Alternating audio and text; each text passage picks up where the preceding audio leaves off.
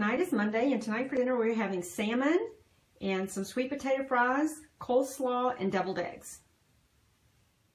It's Tuesday, and tonight for dinner we are having Parmesan crusted chicken, and those are just boneless, skinless chicken breast. We're having creamy Parmesan orzo, and I use the whole wheat orzo, and I'll link that recipe in the information box below. Some peas and a salad. Tonight is Wednesday, and for dinner we are having a taco salad. I have taco meat, cheese, lettuce, tomatoes, sour cream, some guacamole, and a little salsa that I mixed up that is black beans, corn, and cumin, and a little bit of salsa.